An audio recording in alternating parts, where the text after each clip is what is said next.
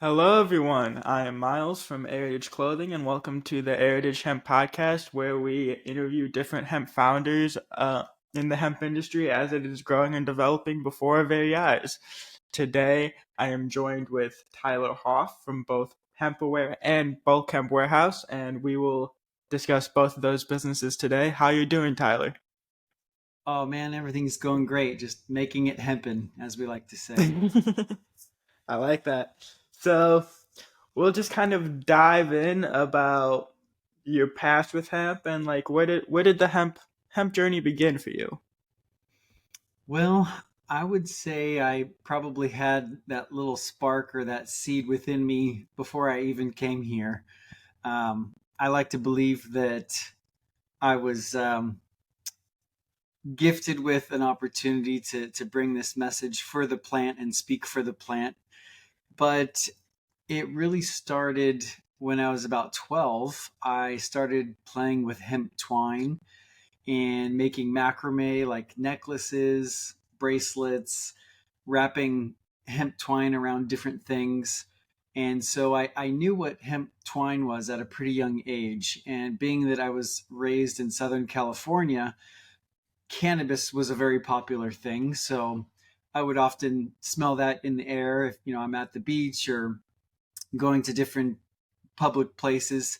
And it wasn't until I had a sort of deep reflective experience where I guess you could say almost had a near death experience. And because of that, it got me to start questioning life very deeply. Like, why am I here? What's my purpose? How can I make the biggest difference in the world?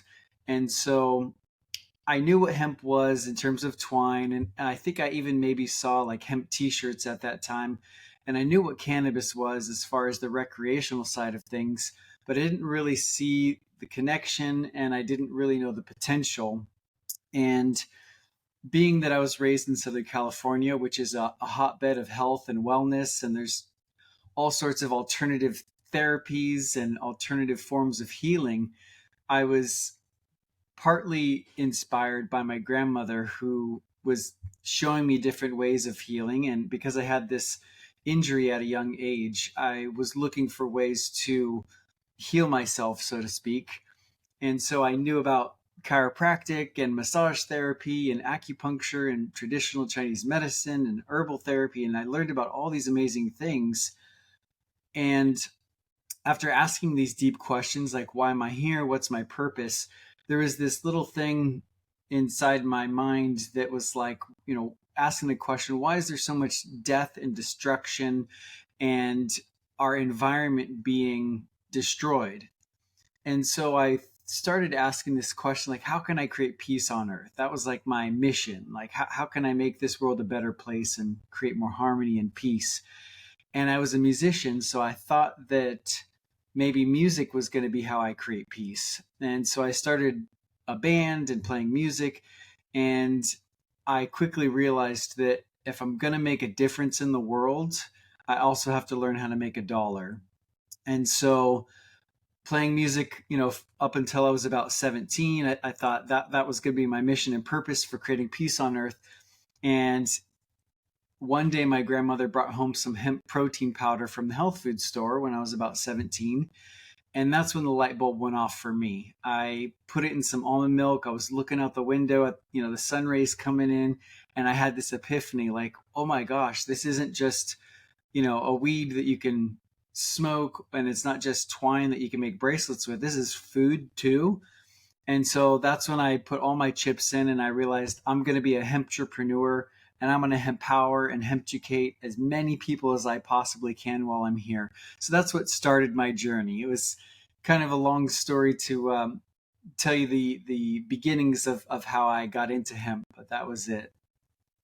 Actually, that's perfect because that kind of leads me into my next question. So, when you're 17, you have this epiphany. Did you just go to the local town and say, "I want to be a hempreneur"?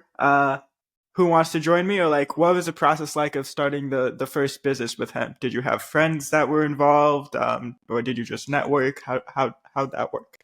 Good question. I began reading every book that I could on hemp. I tried to find as many hemp companies that I could get a hold of. And because I knew that sales and marketing was a big part of success, I got into the marketing side of things when I was playing music because I, put on shows, and then because of having to market those shows and create flyers and graphic design, website design, promotional type things, I realized that I wanted to have that element in whatever it was that I was going to be doing with hemp. So I would ask myself, how can I integrate marketing and sales and branding into the hemp world? And so during my educational period, reading all these books and interviewing hemp entrepreneurs, I started working for hemp companies and doing sales, marketing, and design for different hemp companies around the world.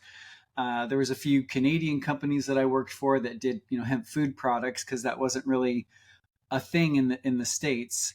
Although most of the hemp food products came from Canada, there were a few up and coming companies here in the States like Nutiva and a few others that were bringing hemp food. So I got a hold of them. I started asking them, can I represent your company? Can I start helping you with sales? And so that's kind of how it started. I got into the sales and marketing side of things, and it just really expanded after that. By the time I was 20, I packed my bags and spent nearly a year traveling through France and England and Germany and Spain and Netherlands and all over the world, mainly Europe, finding all of the different examples of what you can do with hemp, and taking those hemp products, and I would just put them in my backpack and travel the world showing people this is what you can do with hemp. And I, called it my hemp education station for every nation. And eventually I brought those products because I would go to hemp hostels and hemp museums and hemp farms and hemp stores and just collect all these different hemp items so that I could show other people what was possible with hemp. And eventually, coming back to the States, I was about 21. I learned or took the idea of Tupperware parties. And I don't know if your listeners are old enough to know what Tupperware parties are, but it was this thing that was very popular and made tons of money, where these mainly women would get together with their families or their neighbors, their friends, and show and demonstrate how you can use Tupperware, to store food and different items. And so I took that word Tupperware and basically coined my own word, which is HempAware. And so HempAware was sort of the beginning of my vision and mission and purpose to raise awareness about the benefits and the value that hemp offers for food, shelter, clothing, energy, plastics, medicine, fuel, and all the rest. So over the years, it evolved. I would do what we call HempAware parties, which is like a Tupperware party. And at our HempAware parties, we would do demonstrations and show people how they could make things like hemp ice cream or hemp dressings, or hemp pates. And we would get vendors together that offer hemp products so that they could offer their products for sale.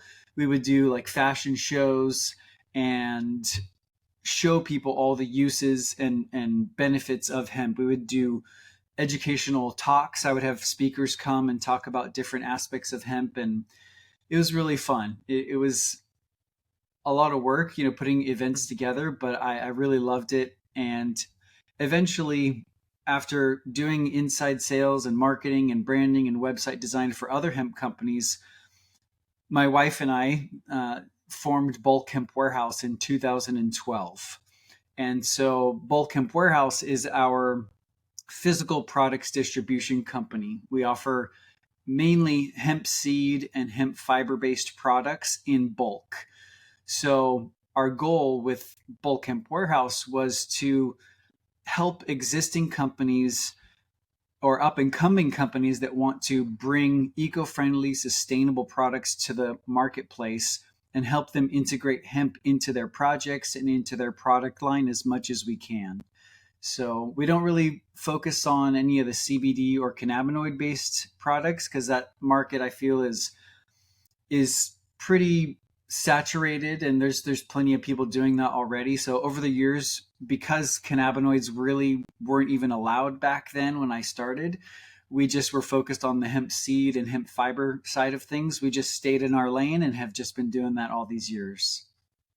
Fantastic. That's a really cool story with the Tupperware kind of inspiration, and it kind of works out perfectly with the wordplay.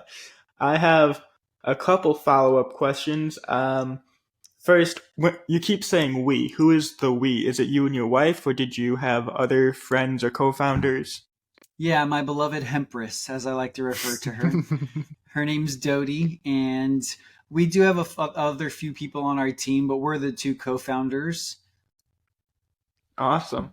And when you're when you were organizing these HempAware events, were you leveraging your pre-existing connections with these hemp companies that you previously worked for and met across Europe, or how did you go about contacting these companies to expose, as you may, at these HempAware gatherings? Yeah, in fact, one of the cool things that I did previously when I was doing those events, I would contact these companies and let them know this is an opportunity for them to get their brand, their products out there, spread the word. And so oftentimes I would get companies to donate products that we could showcase and demonstrate. And one of my best friends at the time, who's now passed, the late great Begida Kiro Kiro. He was from East Africa. And what we used to do was benefit shows and raise funds as well as get donations to send to Burundi and Uganda. And, we would help build like schools and donate clothing and pens. We had a campaign called Pens for Africa that he just did such amazing things bringing these materials over there. So a big part of what we did was, raising awareness, but also we had a cause behind what we were doing.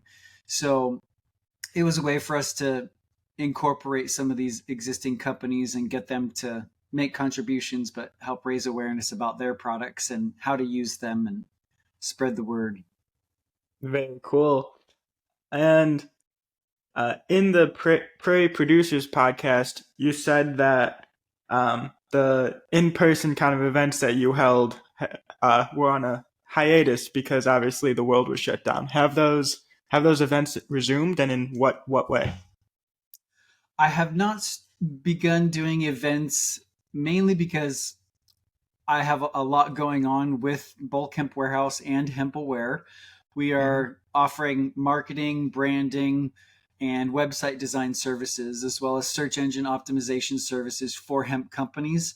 So my bandwidth is pretty tied up in fulfilling those services.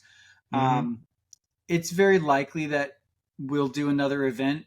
I'm thinking the next event would probably be related to a hemp building workshop to show people the amazing application of how you can use hemp to build homes or structures with hempcrete and other hemp building materials.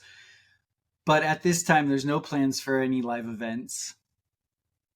Okay. Well, we'll be on the lookout for when that happens. And from what you're saying, it sounds like one of the main ways you try to educate consumers about hemp and kind of engage them with the product and all its benefits in relation. The best thing is to do is just like show it to people, get people in front of it, get people touching it, feeling it. Is that kind of the main way you've found to educate consumers, or are there other avenues you utilize? Yeah, one of my teachers had an expression, and I don't know if he coined it or if someone else came up with it, but it's demonstration beats conversation. And Yeah. so it's one thing to talk about it, and there's definitely value in using your words to spread awareness about hemp. and more importantly, is demonstrating its benefits. Whether you make a video or you're doing a live demonstration showing someone in person, those are going to be the most powerful ways to inspire, educate, and motivate people to want to utilize hemp and replace some of these other toxic materials that are being used. Yes, absolutely. And speaking of that, speaking of the education portion, what is some of the most common myths or misconceptions that you hear about, come across when you're talking to people and trying to educate them on hemp? Yeah, there's more and more people are becoming aware of hemp, with not only the Yeah. work that I'm doing, but there's so many amazing entrepreneurs and hemp educators out there that are explaining what hemp really is. And the biggest misconception is that hemp will get you high, hemp is Hmm. marijuana. Yeah. And that was all promulgated by the William Randolph Hearst era and his newspaper publications. He had friends in very high places, like Andrew Mellon, who was the Secretary of Treasury at the time, and he owned over a dozen paper presses. So he was making newspapers and magazines to essentially demonize hemp and cannabis and confusing the topic. I call it the era of hypnosis. Everyone was hypnotized. And I think that hypnosis is slowly being lifted. And there is definitely still a misconception or myths that are going on in a lot of baby boomers minds, but at the Hmm. same time a lot of baby boomers were a part of the hippie era in the 60s and 70s, so they knew about cannabis. And the other thing is because cannabis is becoming so well accepted and popularized and normalized, that Hmm. that's making our job as hempsters to share these products a lot easier. So there there's still some of those people out there, the people that don't really get on the internet and don't Yeah. read books, that are like, hemp is still just marijuana. They don't understand the distinction. And then of Hmm. course with all of the products on the market that are, like the THCA products, and you can still buy hemp flower even though it's non-psychoactive, because it's rich in CBD or CBG and these other non-psychoactive cannabinoids. It can confuse people because it's like, well, it looks exactly the same. And we used to tell people way back in the day that hemp was the male plant and the female plant was cannabis or marijuana. And the reality is that the legal definition of industrial hemp by the United States, you know, um, basically the federal government is stating that hemp is any form of cannabis that contains less than 0.3% THC. So that's really what defines any hemp product. So even if it's a hemp flower with a bunch of cannabinoids in it, as long as it doesn't have 0.3% THC, it's industrial hemp. So the reality is, I like to think of hemp as those products that are non psychoactive, but more importantly, the non cannabinoid side of things. So hemp fiber and hemp seed products are what I see as, or I should say, cannabis fiber and seed products are non psychoactive no matter what. It doesn't matter how much you take of a hemp stalk, you're not going to get high from the stalk or the seeds of the plant. There's so little THC Yeah. in there. So yeah, I didn't go on too many topics as far as the myths, but hopefully that Yeah. gives you a good understanding of some of the myths. Yeah, absolutely. So it's kind of a general lack of concrete education, given that there's, mixed messages about what hemp is this, hemp is actually that, according to the government, it's this thing. So it's kind of just There needs to be kind of a unified language about what the actual definition is.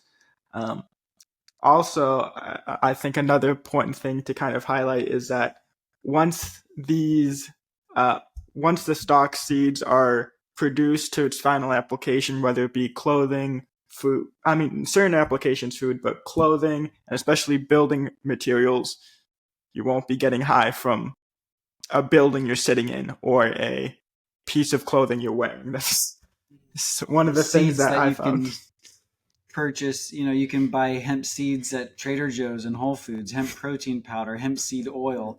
Those Yeah, are never going to get you high if it's just a single ingredient with nothing added. yeah, Obviously there's products out there that use hemp seed oil as a carrier, and then they add hmm, in other ingredients. You can add in extracts and things like that. yeah. But if you just take the pure hemp seed oil or pure hemp seeds or pure hemp protein powder, hemp fiber products, you'll never get high from consuming those. Absolutely. So, nor should you try to consume clothing. That's just Yeah. You not a just good get a big idea. old headache. Yeah. Um, and now, kind of switching gears back to bulk hemp warehouse, what strategies have you found most effective in growing that business? Because from my understanding, it's a pretty big operation at this point. Well, it's really a multi-pronged approach, but the foundation of our business and our success is providing very good quality products at the best prices that we can, and providing as much education and support behind every sale. So we don't just try to sell you a product. We're here to help make your hemp dreams come true and give you the education, the information, and resources that you need to succeed with the products that we offer. And because we do that, we have a lot of word of mouth. The majority of our business is due to people sharing with others how happy they are with our services and our products. And so that's really the foundation of what we do. Of course, we implement other marketing channels like social media, organic search engine optimization. We have our own podcast, HempAware Radio. So we do get out there. We sticker different places and put up flyers and things like that at times. And then going to live events and networking is always a powerful way of spreading the word and building our company. So we've done a little bit of paid advertising, but because of a lot of the hoops that you have to jump through and regulations on hemp products, even though we're not offering any cannabinoid products, which is usually where the Mhm. regulations are, even offering hemp t-shirts, you can find that you get dinged or banned or blocked, or your campaigns will get shut down just because the word hemp is utilized.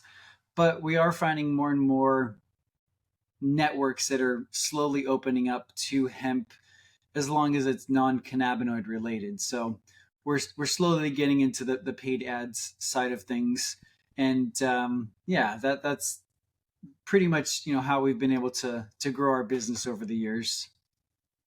Absolutely. I think it's also important to note that hemp businesses are a part of the modern age. I think a lot of people have a perception that, like, oh, the hemp industry is just filled with a bunch of like older hippies who just, sell T-shirts out of a van. But people in the hemp industry are, hip to what's going on. They're using modern business techniques and really are serious businessmen, not just smoking themselves all day or Right. smoking, yeah. Um, And a lot of and new up and coming companies, there's the big brands out there like the Nutivas and the Manitoba mhm, Harvests of the world, and even Patagonia is a huge yeah, brand that utilizes hemp in their product line, and they understand the importance of branding and marketing strategy. And yeah, what I find is a lot of the small companies that are just coming online and they want to bring a hemp product to the market, they think branding is just to have a logo, and it's not. That's definitely a part of branding, but it's just a very, very tiny tip of the iceberg when it comes to all of the essential principles and foundational understanding of what makes a brand. And so that's the solution that we provide, because it's one thing to get a product out there, but if you don't understand who wants that product, what problems those people are dealing with, and how Mm-hmm. your product can solve their problems, and be able to verbalize that, be able to visually express that, and help them understand why your product is different from any other option, then it's going to be really hard to get sales and make your business go. Very, very true. Very, very true. Um, and as you said, a lot of your business comes from word of mouth. Is there any one partnership or collaboration or person you've worked with in the past that's really kind of turbocharged your business and kind of really helped it grow? Or is it really just everyone who's coming is doing like the equal amount of, word of mouth and support? It's a pretty even spread. I wouldn't say we have like one main ambassador, so to speak. If I think about it, it's a lot of our customers give us great reports back, and the Mm-hmm. ones that don't, I'm certain that they're happy because they don't complain. It's oftentimes we get reports of people just thanking us for the great service and thanking us for the Mm-hmm. quality product, and we do our best to get products shipped as quickly as possible. Sometimes there's hiccups, if we have a freight company that loses a product and something that's out of our hands, we do our best to just stay in communication with the client and replace the product, to do whatever we can. But we love learning about what our customers are doing.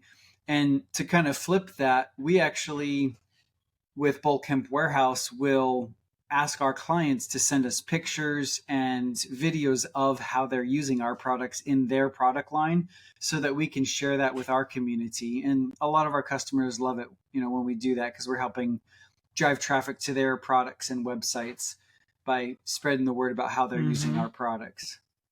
Absolutely. That's probably the most optimal approach, kind of a symbiotic relationship. I help you, you help me, everyone wins. And that's kind of the main attitude in the hemp industry. We all have to work together. We all have to get along because we can't just think that this one company is going to make it so hemp is this widely accepted thing. It's kind of a truly an industry wide effort. Yeah, I like to think of it as co-opetition. We're Mm-hmm. most hempsters and hemp entrepreneurs really want to re-educate people and make hemp widely accepted and utilized, because we care about the environment, we care about people's health, we care about small businesses, and we want to see people succeed and do well and live good, healthy, strong lives and live in harmony with nature. So rather than being competitive, we're cooperative, and we like to think of it as co-opetition. Yeah, absolutely. And seeing that Bulk Hemp Warehouse provides multiple different products that serve different kind of industries and product types, which application of hemp do you find most promising, most exciting, or your favorite? Any of those? Well, I I am a sucker for fashion.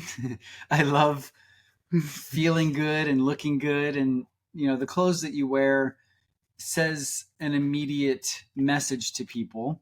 And so I would say more than 95% of my wardrobe is hemp based. And so that's one of my favorite things, is seeing really cool, stylish, and fashionable clothing coming out. Because when I first got into this, it was like people would wear, burlap coffee sacks as a t-shirt. And of course, I'm exaggerating. There's Yeah. it was basically just like t-shirts that were really baggy. But now there's fashionistas out there and people making really cool clothing. But as far as the most lucrative and aspect of the hemp industry that I feel has, not that I feel it, but just that I've seen the numbers, is the building industry. And mainly because the building industry is such a large industry, hemp can influence and up level what the building industry is doing in terms of destroying our environment. There's so much Mm-hmm. deforestation and toxic chemicals going into the atmosphere due to the construction and building industry, and a lot of the waste that is being produced, like after a construction site is done, there's just heaps and heaps of Mm-hmm. trash that's produced because of all of the waste byproducts. So replacing these building materials is going to not only have a huge economic effect, it's going to help with job creation, it's going to help with our environmental destruction. It's going to solve that problem and really have just create more industry, create more jobs and sub industries as a result of that. Absolutely. Absolutely. I mean, I heard that the building code just got updated for this upcoming year about actually allowing hemp to be used for certain applications. So it's good that there's movement on that end. Um, Mm-hmm. Now, looking back on do you have a fun word for hemp career, like your hemp tenure, your hemp? Do you have a word for that? Well, I use the word hempstery, like your history, Oh, gotcha. and obviously hemprepreneur is kind of a career type term, Yeah. but we created something called a hempsicon. And for those that are Oh, word people, wordsmiths, mm-hmm. there's a word referred to as a lexicon, and a lexicon is Mm-hmm. like a body of words. Yep. And we created a hempsicon. And so if you go to hempaware.com/hempsicon, you can see Mm-hmm. the different words that we have coined or that we have found other people have coined over the years. And so hempsicon is spelled Hempxicon, hempsicon. And if you coin your own hemp word, you can send it over to us and we can add it to the hempsicon. Um, but yeah, I don't know if there's any other career related hemp words, but if there are, it would be on that page. Or if you come up with one, just let us know and we'll add it to the dictionary, to the hempsicon. Sounds good. We'll make sure to link that in the podcast description because that's just kind of fun. So, looking back on your hemp history, what advice would you give to someone who wants to start in the hemp industry, wants to start a business to get involved? What would you advise? I would say there's maybe two or three things. The first thing would be pick one thing and do it. And we have an ebook on our website. If you go to HempAware.com, it's called Do One Thing Hemp. And I refer to it as making your hemp dot. And it's like if we all just do one thing with hemp, we can create a dot of a map of dots around the world. And those dots will create those connections to create a paradigm shift in consciousness and ultimately transform how we do business, how we live our lives. So, whether you're an entrepreneur and want to create a business with hemp, or you're a consumer or an individual, because that word consumer is kind of derogatory, we're more than just consumers. We're creators, we're innovators. If you just do one thing with hemp every day, that will push this movement forward and create that paradigm shift in consciousness and raise enough awareness to where I believe we'll have that shift into a much healthier, cleaner, more abundant world. And so that's the first thing, is do one thing hemp and do it every day. The second thing is, and it's sort of cliche, but they say do what you love and the money will follow.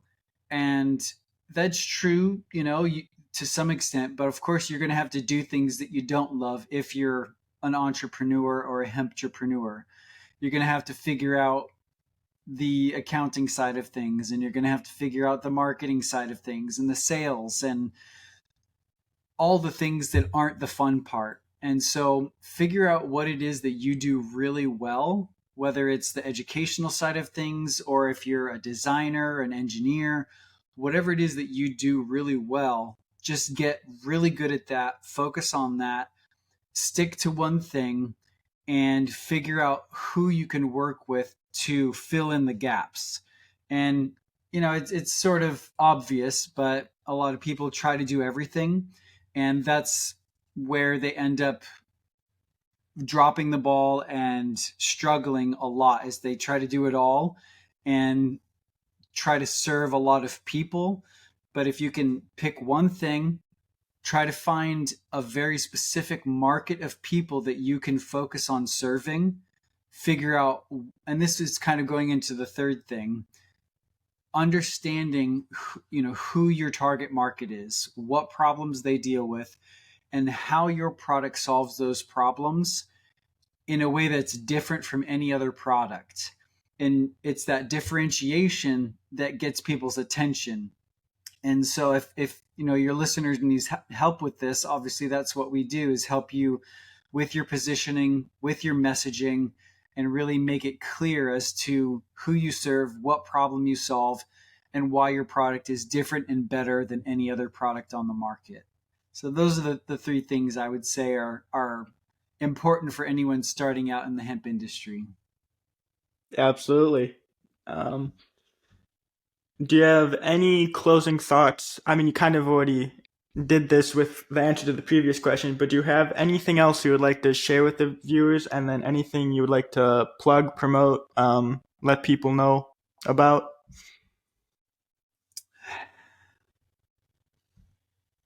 If I was to stand up on a stage and speak to every human being on the planet, I would say that love is the foundation of all things, and spirit is the foundation. And so remembering to stay connected to who you really are and not getting caught up in the day-to-day things is the most important. And how I do that is through the breath. And I know this isn't hemp related, but it's important for those that are listening to remember to breathe, and breathe long and slow and deep. And because the word breath comes from the word espiritus, which is spirit. And we are all spirits, and our bodies are our vehicles. And so having fun and enjoying yourself and breathing long and slow and deep will help you stay connected to your spirit and receive that guidance that you need each step of the way throughout the day. And just remember to never give up. You're going to be hard on yourself, or other people might be harder on you. And, just remembering that you're a spiritual, electrical, unlimited being, and you're capable of achieving anything that you put your heart and your mind on, and staying focused. And don't get distracted by all the whiz bang shiny objects and trying to do it all. Just stay focused, and the path will be revealed. Absolutely. Couldn't have said it better myself if I tried. Well, thank you, Tyler, so much for speaking with me today. I learned a lot. I don't know about the listeners, but I definitely learned a lot. That's pretty much it, and we'll speak very soon. Sounds great. And if our listeners want to check out HempAware.com for our marketing, branding, and educational Hmm. services, or BulkHempWarehouse.com for any of our hemp seed and fiber based products. I really appreciate the opportunity to share with your listeners, Miles, and it was great to connect. Great to connect. Talk soon. Bye. Bye bye.